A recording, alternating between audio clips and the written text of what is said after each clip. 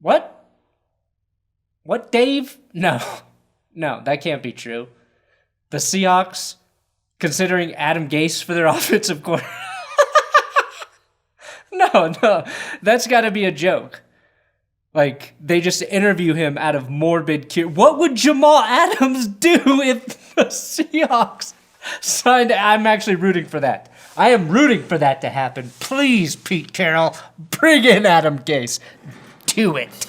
Welcome back to another episode of Odd Man Sports on the Game Day. I'm your host, Brandon Perna. I'm also the host of That's Good Sports. If you subscribe to both, you're eligible to win a free football phone. It's a phone shaped like a football.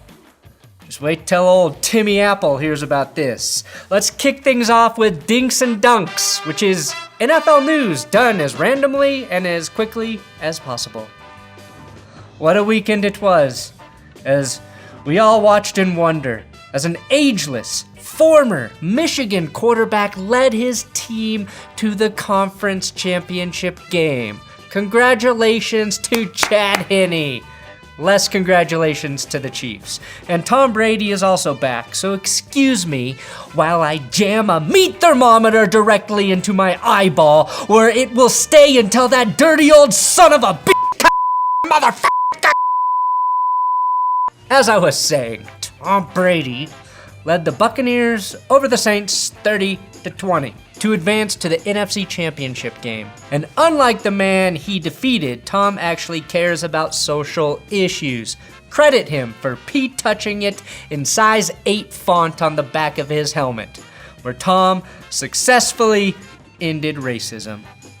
I mean, is there anything this man cannot do besides spend 6 consecutive months with his own family? Speaking of family, men, Drew Brees saw his excellent career most likely come to a close in a game in which the 42-year-old lacked the arm strength to throw the ball downfield.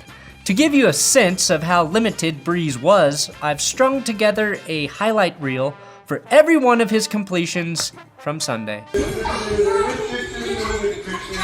I think Brees' kids demonstrate a little bit better ball security than tight end Jared Cook. In the AFC, the Chiefs held on against the Browns, thanks in large part to Daniel Sorensen using his head. And not in a clever way. Literally using his head to CTE the ball out of Rashard Higgins' hands and through the back of the end zone, resulting in a touchback, leading to this measured response from a Browns fan. The Browns just got screwed by the worst rule in professional sports. First off, you braille-touching zebras. Okay, two things. First, everyone knows the worst rule in football is no dunking on the goalposts. And second, braille-touching zebras? Is somebody auditioning for a job in the Odd Man Sports writer's room? Which, I hate to break it to you, is just me diagramming 2-point conversion trick plays with 22 jars of piss. And speaking of piss, the pissed Browns fan actually had a couple valid questions about the touchback rule, which he asked in a calm, measured tone.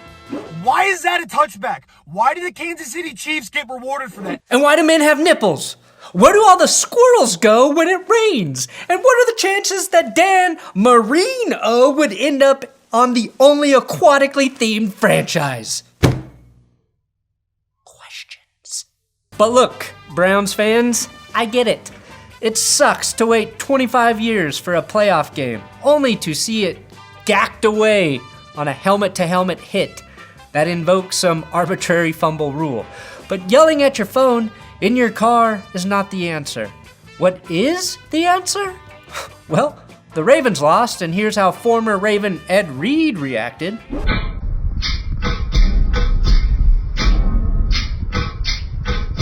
Browns fan? It is now 19-3 because of the most dog shit rule in professional sports. Ed Reed.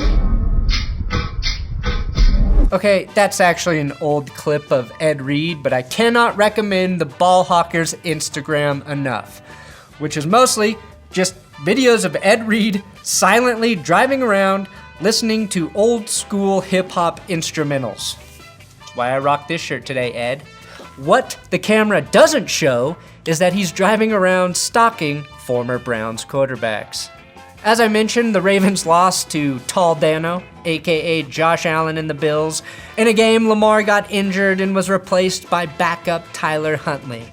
Despite my many medical degrees, I'm no doctor, but reading between the lines, it sure seemed like Lamar Jackson's head injury was worse than Patrick Mahomes, because after the 17-3 loss, Lamar tweeted this, hashtag Huntley thing is possible! And it was followed by a GIF from Unbreakable Kimmy Schmidt. Money Talks! This is the gambling segment. It's 2021, and finally, things are breaking good. The dark winter will soon be over, and before you all know it, we'll be back at concerts again, complaining about the $12 Miller Lite prices and asking our friends, can you see the band? Can you see the band? I can't really see them. Can anyone see the band? Can anybody? Can you guys tell me what the singer's doing? Where was I? Oh, right. Things are looking up. My evidence that things are turning around? Down to his last 41 cents. This gambling maestro bet his last 4 dimes on a lucky 13-team parlay. The odds? Plus 141,026. And when the Clippers beat the Pelicans, this guy was back, baby. Now, does this mean 13-team parlays are the new secret to gambling? Yes, it does. Stimulus checks are in the mail, and with the same odds, that $1,400 could quickly turn into $1.34 million. Or you could use the $1,400 for food and rent. Actually do that. The 13-team parlay actually might lose, and I'd feel kind of bad for convincing the select few who are truly stupid enough to follow my sarcastic advice. Odd man out. It's the odd man out. It's the odd man out. Conclusion segment. Guys, a confession. I'm exhausted.